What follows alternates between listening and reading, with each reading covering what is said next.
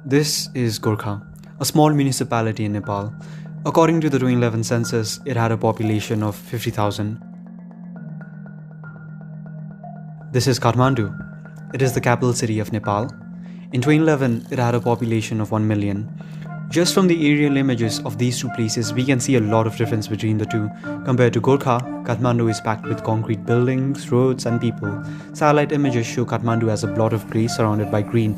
Gorkha, on the other hand, has hardly any grey spots, a testament to how little infrastructure has been built here. Now, obviously, one is the capital of our country, while the other seems like it's barely even a town. But Gorkha was once the starting point of a unification campaign that would give rise to the modern-day Nepal, a campaign that would unite numerous fractured kingdoms into a country that could resist the British Empire.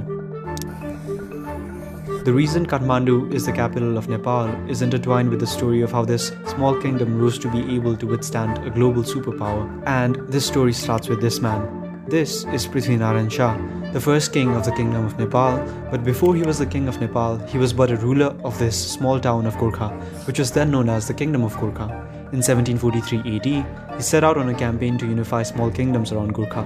He started with Nuwakot, Kirtipur, Makwanpur and Chokod, but when he reached Kathmandu, he did something strange. He decided to proclaim himself as a monarch of the Kingdom of Nepal, centralize this region for future conquest and not his own Kingdom of Gorkha. More than 250 years later, the Shahs no longer rule Nepal. Today, it is a federally parted and democratically ruled republic, but Kathmandu still remains Nepal's capital. The city has seen unprecedented growth over the years and remains the most infrastructurally developed city in the whole country, while Gorkha has receded to a footnote in history. This really made me curious. What was so special about this city that it compelled Prithvinarayan Shah to choose Kathmandu to be the capital of his country over his birthland of Gorkha?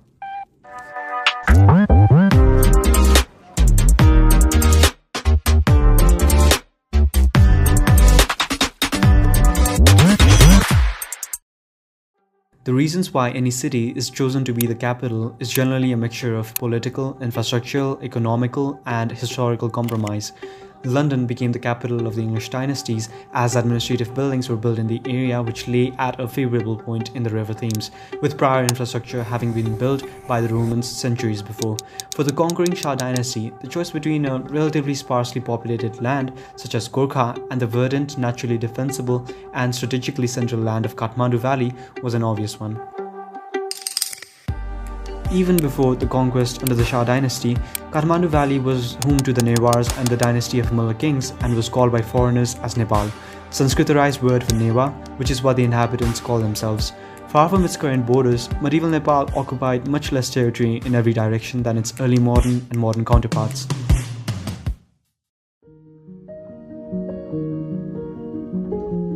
The origins of this state prior to the Mulla kings and the Lichavis are shrouded in mystery.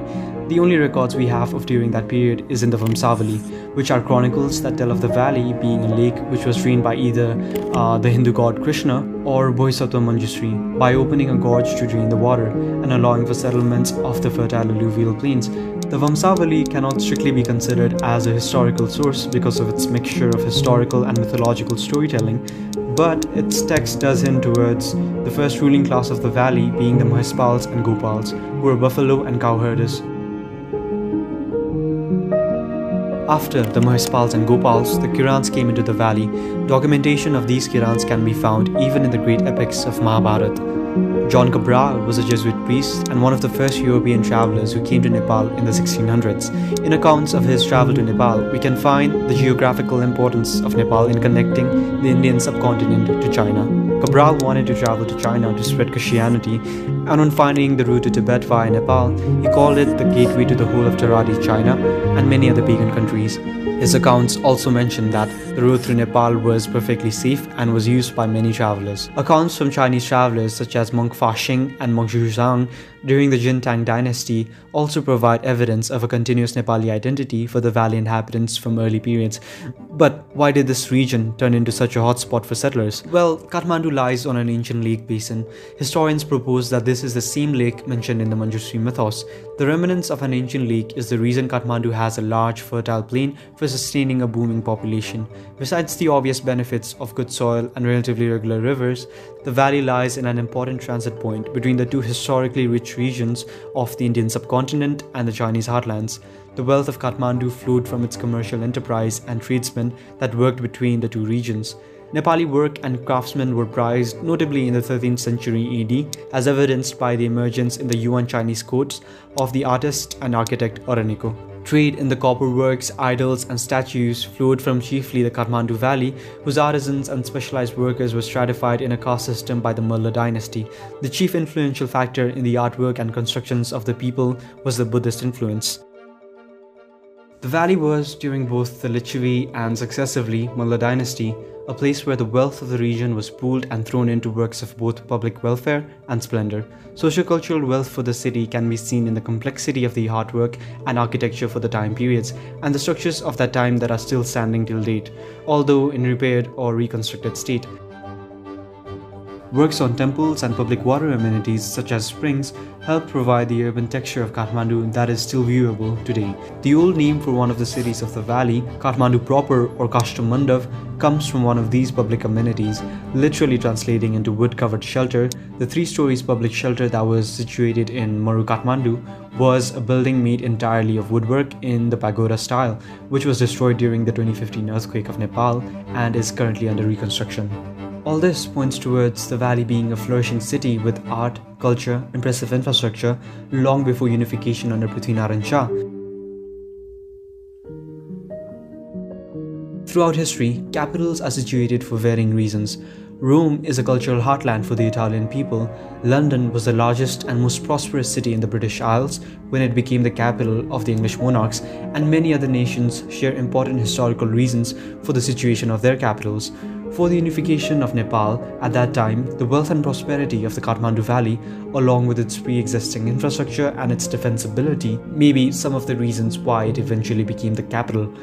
Without a doubt, the unification and successive modernization of the state of Nepal led to the deeper roots of centralization we see in the nation today. Though the recent adoption of federalism has in principle sought to change this, in practice a large contingent of the urbanized and wealthy classes, along with a disproportionate amount of infrastructure and resources, are still in Kathmandu. As such, people from all over the nation come to find employment and opportunities in the city. The valley, like it has ever been, is still a melting pot of cultures and travelers from every reach of the Himalayas. The valley is still mythologized to a certain degree as a haven for opportunities and monetary mobility, with people flocking in from east and west. This mixing of people and cultures have sometimes led to disputes between the native Newars and the people who have immigrated to the city about whom Kathmandu belongs to. But when the very city was built not by a single ethnic group, but by centuries of mixing of different cultures, would it not be right to see that it belongs to all of us? We would like to thank senior historian Mr. Mahesh Rajpant for helping us out with this video. While we were interviewing him for this video, we learned a really interesting fact about Oraniko. अहिले हामी अर्निको भन्छौँ हैन, उनको खास नाउँ के हो भन्ने हामीलाई थाहा छैन। अनिजे भनेर त्यो चिनिया भाषाको उच्चारण अनुसार अनिजे भन्ने हुन्छ। अब यिनको चाहिँ त्यो चाहिँ हो नेपाली नाउँ चाहिँ लोप भइसक्यो। Hi, my name is Gaurav and I am a video producer at eCollege. This is Sumit. He's our associate producer. This is Yamandai. He's our graphics designer. And that is Ankur. He's our production manager. We here at eCollege have a goal to make really high quality content, but we cannot do that without your help. So if you like this video, you can help us out by becoming our patron on Patreon, or by liking and sharing this video with your friends and family. That's it for this time. I'll see you guys on the next one.